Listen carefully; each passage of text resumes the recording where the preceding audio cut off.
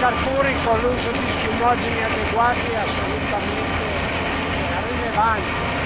In pochissimi secondi si è spento un incendio con più di 3 minuti di pre-burning fatto da 1000 litri di gasolio e 1000 litri di kerosene, con una potenzialità di oltre 300 megawatt.